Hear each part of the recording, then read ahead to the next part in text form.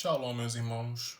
Então, esse vídeo será um tipo de parte 2 de continuação do tema Cosmologia Bíblica.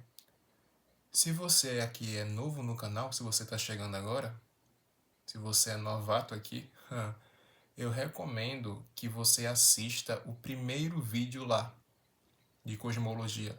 O nome do vídeo é O Modelo Cosmológico Bíblico. Foi o primeiro estudo que eu trouxe aqui no canal. Para ficar mais fácil, eu vou deixar o link na descrição. Porque se você não assistir esse vídeo antes desse aqui agora, você não, talvez entenda, não sei, possa talvez não entender algumas coisas que eu irei trazer aqui. Mas eu espero que você entenda e que a Rua, que o Espírito Santo abra o seu entendimento, tá bom? Mas é como eu disse, eu recomendo que você veja aquele outro vídeo para melhor compreensão, tá bom? Então, aqui, o modelo cosmológico bíblico é esse aqui. A Terra plana é o modelo cosmológico bíblico, a antiga concepção hebraica do universo. Os hebreus, não só os hebreus, mas também todas as civilizações antigas, os maias, os astecas, os nórdicos, os egípcios, os gregos, os hindus, enfim, todas as antigas civilizações acreditavam em uma Terra plana, estacionária e revestida por uma cúpula. Ah, João, foram algumas? Não, todas. E quando isso mudou, João? Quando a NASA chegou. Quando a NASA esteve em cena. Aí mudou tudo. Inclusive, no hebraico, NASA vem do termo nasha, que significa enganar, seduzir, iludir. Muito alusivo esse termo, né? Porque NASA, Nahash, Naja. Nahash, para quem não sabe, é serpente no hebraico. Satanás, a antiga serpente. Bem sugestivo, né? Mas enfim, já é outro tema. Mas aqui tá o modelo cosmológico bíblico. E assim, esse vídeo será para vocês pensarem o seguinte: qual a importância? O que importa saber o formato da Terra? Qual a importância de saber disso? Importa tudo, meus irmãos. Até mesmo para uma melhor compreensão bíblica. Por exemplo, lá em Josué 10, capítulo 10, do 11 ao 13, quando diz que Sol e Lua pararam. No modelo que ensinam pra gente, é inconcebível isso. Por quê? O que dizem pra gente é o quê? Que a Terra está girando, fazendo 14 movimentos de translação diferentes, com forças gravitacionais, e todos os planetas, inclusive a Terra, em torno do Sol. Agora, o que a Bíblia diz é o quê? Que o Sol e Lua pararam, ou seja, estão movendo. A Terra está parada e o Sol e a Lua estão movendo. Mas era o entendimento que eles tinham, era a perspectiva do observador. Mas vocês vão entender, meus irmãos, já para frente. Quem usa esse argumento, quebra aqui, ó. Se tudo é do referencial, tudo é do campo de visão do observador, como é que eles sabiam que tinham águas acima do firmamento? Se não dá para ver. Como é que eles sabiam que o firmamento é uma coisa sólida, é um objeto sólido como espelho fundido? Porque lá no livro de Jó diz que o firmamento é como um espelho fundido, é sólido como espelho fundido. Como, meus irmãos? Se não dá para ver, se eles não tiveram acesso. Esse argumento cai por terra. Mentira. Enfim, meus irmãos, entendendo o modelo cosmológico correto, que é esse aqui, vai ajudar muito na sua interpretação bíblica, para tudo. Mas enfim, vamos lá. É por isso que eu recomendo assistir o primeiro vídeo, porque eu não vou estar demorando muito aqui para falar, porque eu já falei muito do último vídeo. Esse aí eu tô só indo mais direto. Vamos lá? A cosmologia bíblica é o estudo de como a Bíblia descreve a estrutura e o funcionamento do cosmos. Inclui as ideias da Bíblia sobre a origem, a ordem, o significado e o destino do universo. Visão geral da cosmologia bíblica. A Bíblia descreve o universo como tendo três partes: os céus, a terra e o submundo. Os céus eram vistos como um firmamento sólido, que do hebraico é raquia, que separava o reino terrestre do divino. O céu era uma metáfora para a glória e transcendência de Deus. Acreditava-se que a terra tinha formato de disco e era cercada por águas caóticas. Eles voluntariamente ignoram isso, que desde a antiguidade, pela palavra de Deus, existiram céus e terra, e a terra que foi tirada da água e por meio da água subsiste. Ela está fixada, ela existe, ela está parada, ela existe, ela permanece por causa da água e por colunas que estão ligadas ao eletromagnetismo. 2 Pedro 3,5. Eles voluntariamente ignoram isso. O reino de Deus, ou céu, era um conjunto de câmaras acima do firmamento. Então aqui vamos para mais detalhes, né? Enfim, são observações. Gênesis 1, 6, 7. O pessoal se esquece muito dessa parte. Se esquece que o Criador, ele deixou um dia inteiro para criar o firmamento. Acho que é por acaso isso? Não é, meus irmãos. Depois disse Elohim, que aí está Elohim. Haja entre as águas um firmamento que separe águas de águas. Então Elohim fez o firmamento e separou, fez a ráquia e separou as águas que ficaram abaixo do firmamento das que ficaram por cima, e assim foi. As águas que ficaram abaixo são os oceanos, e as águas que ficaram por cima são as águas que a gente não tem acesso, são as águas do oceano primordial. Aqui, meus irmãos, aquela passagem que eu falei, Josué, capítulo 10, versículo 12 ao 14. No dia em que o Criador entregou os amorreus aos israelitas, Josué exclamou ao Pai, na presença de Israel: Sol, pare sobre Gibeon, e você, ó lua, sobre o vale de Ajalon. O sol parou e a lua se deteve, até a nação vingar-se dos seus inimigos, como está escrito no livro de Jazá, o livro dos justos, o livro de Jazé, que foi tirado da Bíblia. Não deveria ser apócrifo, mas enfim, é outro assunto. O sol parou no meio do céu e por quase um dia inteiro, e não se pôs. Nunca antes nem depois houve um dia como aquele, quando o Senhor atendeu a um homem. Sem dúvida, o Senhor lutava por Israel. Aqui, meus irmãos, é claramente, sol parou e lua parou. Ah, é do referencial do observador. Não, meus irmãos. Tudo que foi escrito é para o nosso ensino. Está lá em Romanos. Não tem, meu irmão. Pare de relativizar. Pare de harmonizar textos. Pare de usar cientificismo. Pare de pensar com viés. Olhe para a Bíblia.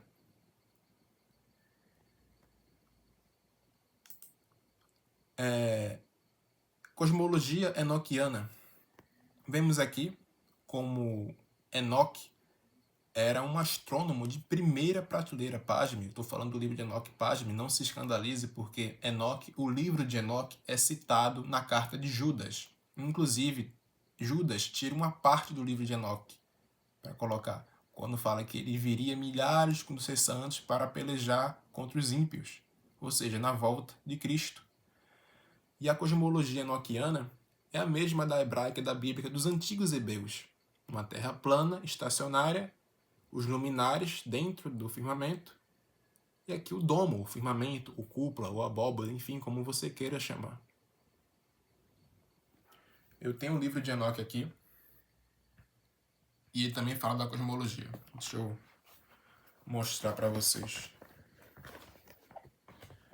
Eu vi as câmaras de todos os ventos. Eu vi como ele adornava toda a terra por meio deles. Eu vi também os alicerces da terra. Eu vi a cumeira da terra. Eu vi os 4 ventos que suportam a terra e o firmamento. Eu vi como os ventos expandiam o quê? A abóboda celeste, e como a sua posição se situava entre o céu e a terra, e eles constituem as colunas do céu.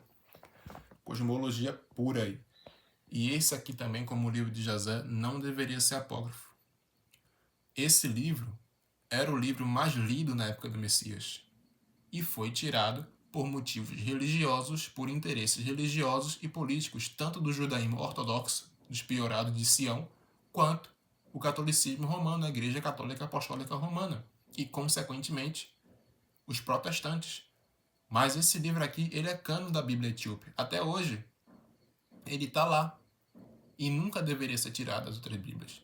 Mas, enfim, também é outro assunto. Não vou entrar nessa questão. Vamos lá. A concepção enoquiana também, da Terra, do Universo. Gênesis 1, 4 e 17. Disse Elohim: haja luminares no firmamento do céu, para separar o dia da noite. Sirvam ele de sinais para marcar estações, dias e anos. E sirvam de luminares no firmamento do céu, ou seja, dentro do firmamento, para iluminar a Terra. Isso aqui é geocentrismo puro. Tudo está, meus irmãos, em torno da Terra, não é em torno do Sol. O modelo heliocêntrico já cai por terra aí, só nessa passagem. Elohim fez os dois grandes luminares, o maior para governar o dia e o menor para governar a noite. O Sol, o doador, a Lua, a receptora. O Sol, Ish, a Lua, Isha. Macho e fêmea. O Sol, polo positivo, a Lua, polo negativo.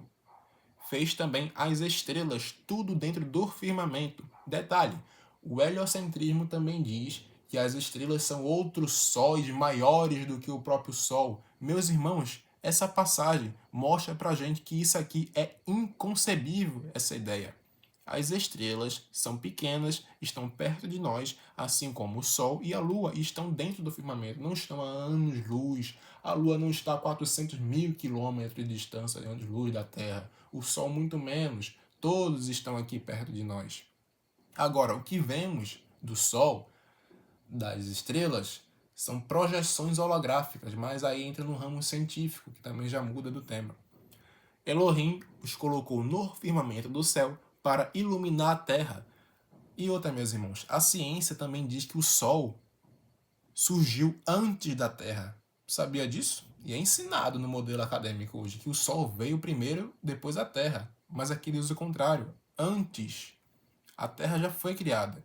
O Sol foi criado apenas no quarto dia, mas a Terra já existia antes. Uma coisa confronta a outra, meus irmãos. A gente não pode relativizar. Não pode. Agora, a verdadeira ciência, a ciência empírica do empirismo, corrobora com o que está escrito na Bíblia. E corrobora 100%. Muitos pegam aquela passagem de Isaías 40, 22 para dizer, tá aqui, ele está sentado acima do globo. Mas se formos para o original, vemos o quê? Isaías 22, versículo 18 diz: certamente com violência te fará rolar, como se faz rolar uma bola num país espaçoso, e ali morrerás, e ali acabarão os carros da tua glória, o opróbrio da casa do teu Senhor. Fará rolar como o quê? Uma bola. Quando vamos para o Strong, o dicionário bíblico, quando vemos a raiz etimológica, a palavra que está lá no original do hebraico, é dur, que é bola. Dur. Aí tem pessoa que fala, eles não sabiam diferenciar uma esfera de um círculo. Não sabiam? Vamos ver agora. Dur, bola. Um objeto, uma figura tridimensional, algo esférico. Quando vemos Isaías 40, 22 na sua tradução original, tá círculo, cúpula e uma mais fiel ainda que diz o quê? Aquele que domina acima do quê? Do disco terrestre, cujos habitantes vê como se fossem gafanhotos, aquele que estende os céus como um véu de gaze e como tenda os desdobra para aí se abrigar. Ele está comparando o céu como uma tenda, que é o quê? A cúpula da terra, o firmamento, o ráquia, a abóboda, enfim. Em Amós fala que o Criador também, ele colocou a sua abóboda, firmou a sua abóboda sobre a terra. Meus irmãos, de Gênesis a Apocalipse, a Bíblia vai falar do modelo cosmológico. E quando vemos para Isaías 40, 22, que é círculo, que é disco, enfim, é hug, que é o quê? Tá em inglês, meus irmãos, porque não tem em português, tá? A gente tem que vir para o inglês.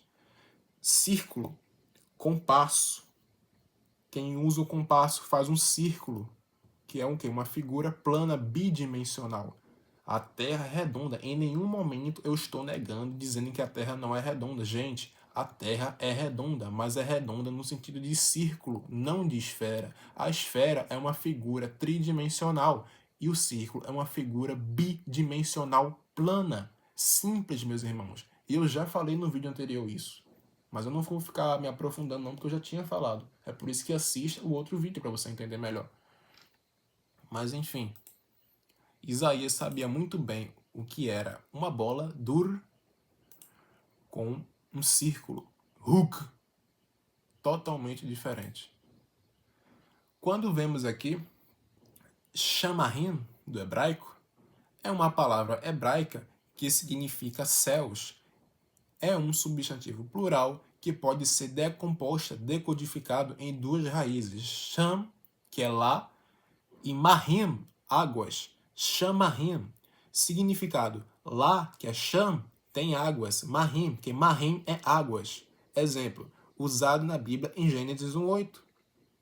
A palavra Shamarim é constratada com a palavra hebraica Rakia, que é o firmamento, aquela abóboda sólida, que significa firmamento. Rakia deriva de raiz, aqui, ó, que significa bater ou espalhar-se finamente, que fala justamente das águas do oceano primordial, das águas que estão acima do firmamento. Quando diz aqui que Gênesis 1:7, Elohim fez o firmamento e separou as águas que ficaram abaixo do firmamento das que ficaram por cima. Aqui, ó. Lá tem águas, ou seja, lá em cima, acima dos céus, tem águas. Detalhe, meus irmãos. Quando quem domina um pouco a língua inglesa, quem sabe um pouco da língua inglesa, pelo menos o básico, sabe que para céu tem duas traduções, dois termos, sky e heaven. Sky é o céu atmosférico, o que as aves voam, onde estão as nuvens. Agora, os céus, heavens, se refere a céus celestiais, o céu celestial, a morada do Criador, a morada de Deus. Você vê que o inglês ele preservou mais essa raiz etimológica hebraica. No português, que infelizmente se traduz como uma coisa só. É por isso que muita gente tem dificuldade de entender. Eu já vi teólogo dizer que o firmamento é nuvem. Em duas, uma. Ou eles desconhecem a raiz etimológica da palavra, ou eles estão agindo por desonestidade. Porque sim, existem pessoas que agem de desonestidade, que dizem que não, que a Bíblia não fala nada sobre terra plana. Não, a Bíblia fala realmente que a Terra é plana, mas isso era um entendimento que eles tinham, era uma visão limitada, era uma visão arcaica. Sim, era uma visão arcaica. Mas quem deu essa revelação, meus irmãos? Tudo o que foi escrito antigamente é para o nosso ensino. A palavra de Deus se renova a cada dia. É sim, sim e não, não. O que passa disso é o quê? Procedência maligna. O que está lá é o que está lá e acabou. Quando lá em Jó 38:14 diz que a terra toma forma como barro sob sinete, é o que, meus irmãos? Acabou. Pesquisa aí o que é um barro sob o sinete e eu já falei no vídeo anterior. Eu não vou ficar falando aqui não, porque eu já tinha dito no outro vídeo. Então, Shamarim, lá tem águas, apontando. Salmos 148, 4. Louvai o céu dos céus, que é os heavens, e as águas que estão sobre os céus, sobre os sky.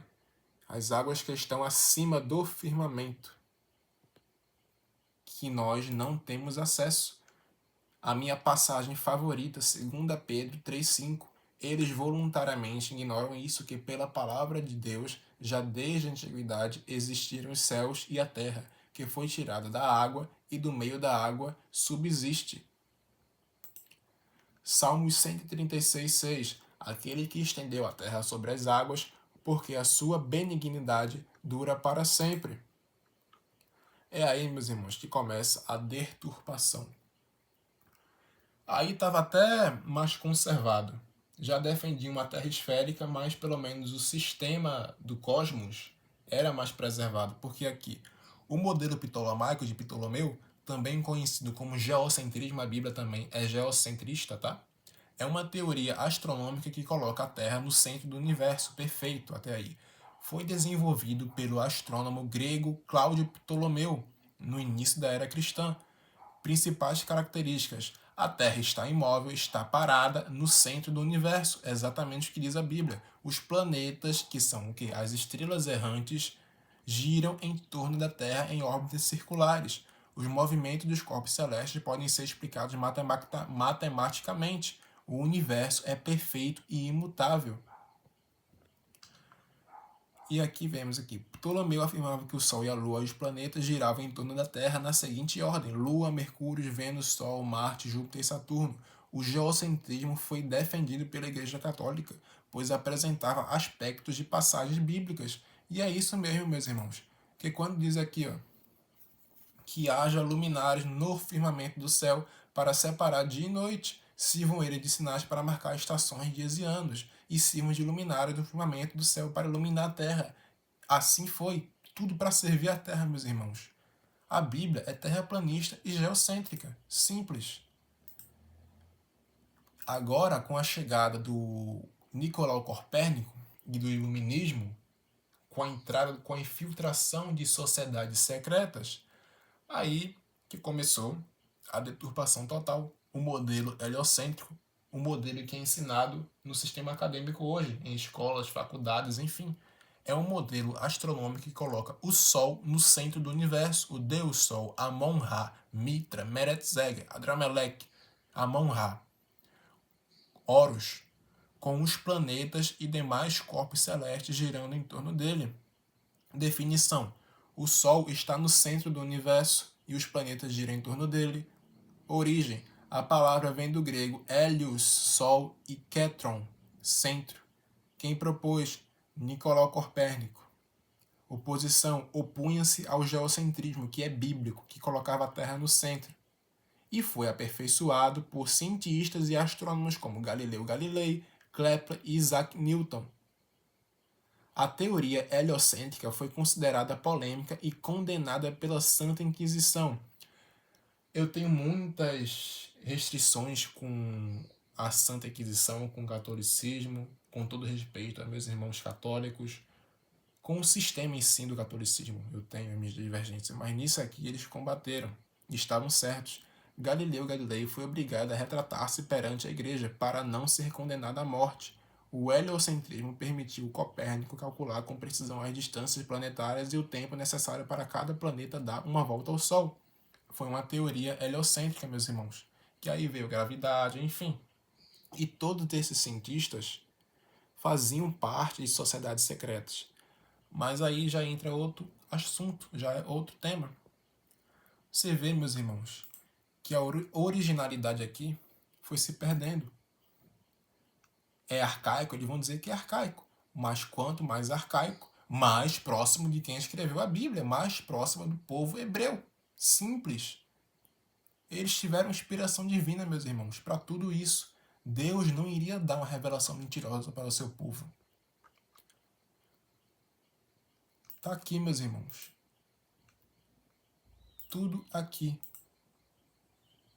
Mas enfim, para reflexão, 1 Timóteo 6,20. Ó Timóteo, guarda o depósito que te foi confiado, tendo horror aos clamores, vãos e profanos, e às oposições falsamente chamadas ciência, a qual, professando alguns, se desviaram da fé. Muitos hoje em dia, muitos estão indo para o ateísmo com esse modelo. Existem vários ateus que defendem o modelo do globo, o modelo heliocêntrico. Agora você não vê nenhum ateu que defende o modelo cosmológico que a Bíblia diz, a Terra plana. Eu, pelo menos, eu não vi até agora. Tá? Mas enfim. 1 Coríntios 18:19. Porque a palavra da cruz é loucura para os que perecem, mas para nós que somos salvos é o poder de Deus. Porque está escrito: destruirei a sabedoria dos sábios e aniquilarei a inteligência dos inteligentes. 1 Coríntios 2:14-16. Ora, o homem natural não compreende as coisas do Espírito, porque lhe parecem loucura, e não pode entendê-las, porque elas se discernem espiritualmente, mas o que é espiritual discerne bem. tudo é ele, de ninguém é discernido, porque quem conheceu a mente do Senhor para que possa instruí-lo? Mas nós temos a mente de Cristo. Romanos 1:25. Pois estes mudaram a verdade de Deus em mentira, e honraram e serviram mais a criatura do que o Criador, que é bendito e eternamente. E Romanos 15:4. Pois tudo que foi escrito no passado foi escrito para nos ensinar, de forma que, por meio da perseverança e de bom ânimo procedente das Escrituras, mantenhamos a nossa esperança. Quando entendemos esse modelo aqui, fica muito mais fácil de entendermos tudo que está na Bíblia. Ok, meus irmãos? Fiquem na paz. Shalom.